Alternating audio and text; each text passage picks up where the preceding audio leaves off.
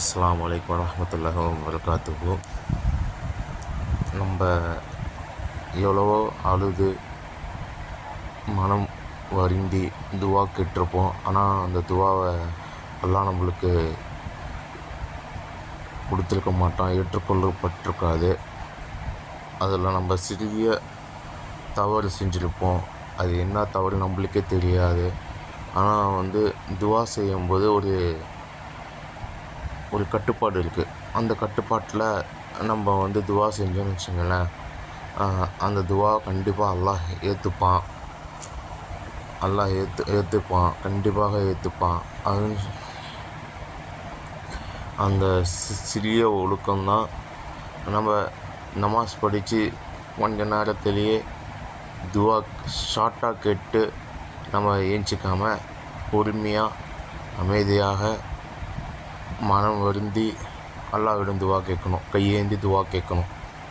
அந்த துவாவில் முதல்ல எடுத்த உடனே புகழ்கிறது, அல்லாஹை புகழணும்.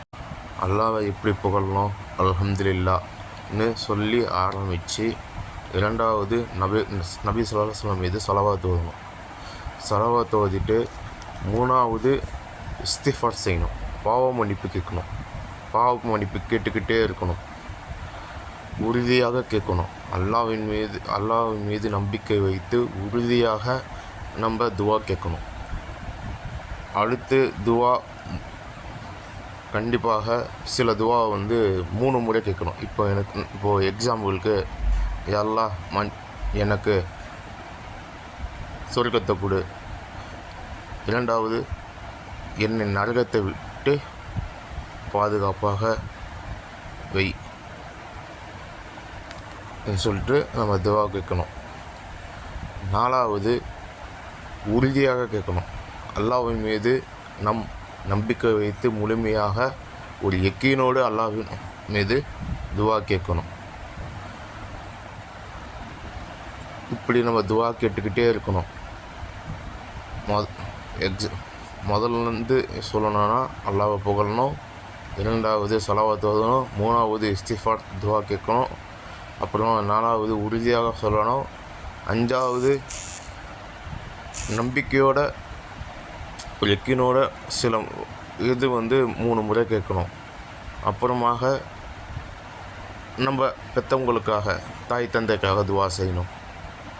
அடுத்து நம் உற்றார் உறவினர்களுக்காக, நண்பர்களுக்காக, சகோதரர்களுக்காக துவா கேட்கணும். அதுக்கப்புறம் உலக முஸ்லீம்களுக்காக, நம்ம பாலஸ்தீன மக்களுக்காக துவா கேட்கணும். இப்படி தான் துவா கேட்கணும். துவா கேட்டுக்கிட்டே இருக்கணும். அல்லாஹ் கண்டிப்பாக தருவான் என்று துவா கேட்கணும். துவா எந்த நேரத்தில் கேட்டால் அல்லாஹ் கண்டிப்பாக ஏற்றுக்கொள்வான்னு நம்ம தெரிஞ்சு வச்சுக்கணும். இப்போது எக்ஸாம்பிளுக்கு அசர் தொழுகைக்கு நம்ம போகிறோன்னு வைங்களேன்.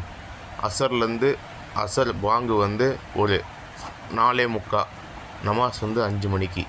இப்போது இந்த இடைப்பட்ட இந்த 4 மணி நேரத்தில் நம்ம துவா கேட்கணும்.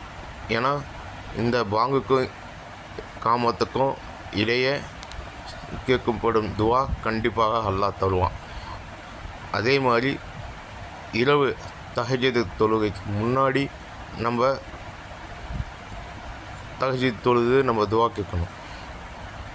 அதே மாதிரி சில பேர் நம்ம பார்த்துருப்போம், தொழுது முடிச்சிட்டோன்னே சஜிதாவில் துவா கேட்பாங்க. அது மாதிரி நம்ம சஜிதாவில் துவா கேட்கலாம். அப்போ கண்டிப்பாக அசர் தொழுகையில் நம்ம துவா கேட்கணும். எப்போனா வெள்ளிக்கிழமை அசர் தொழுகைக்கு பிறகு. சில பேர் ரொம்ப நேரமாக உட்காந்து தஸ்பீ ஓதிட்டு துவா கேட்பாங்க அசர் தொழுகைக்கு பிறகு. யார் வெள்ளிக்கிழமை அசர் தொழுகைக்கு பிறகு நபி ஸல்லல்லாஹு அலைஹி வஸல்லம் மீது 80 முறை அல்லாஹும்ம ஸல்லி அலா முஹம்மது நபியில் உம்மிஹி வாலா அலிஹி வஸ்லிம் தஸ்லிமா என்று இந்த ஸலவாத்தை 80 முறை ஓதிட்டு துவா கேட்குறாங்களோ கண்டிப்பாக அல்லாஹ் நம்ம துவாவை ஏற்றுக்கொள்வான். அவசரப்படக்கூடாது. எப்போவுமே துவாவில் அவசரப்படக்கூடாது. பொறுமையாக அமைதியாக அல்லாஹ் கிட்ட நம்ம கையேந்தி துவா கேட்கணும், மனம் வருந்தி துவா கேட்கணும். அப்போ தான் அல்லாஹ் கண்டிப்பாக நம்ம துவாவை ஏற்றுக்கொள்வான். இதே போல் நம்ம கேட்டு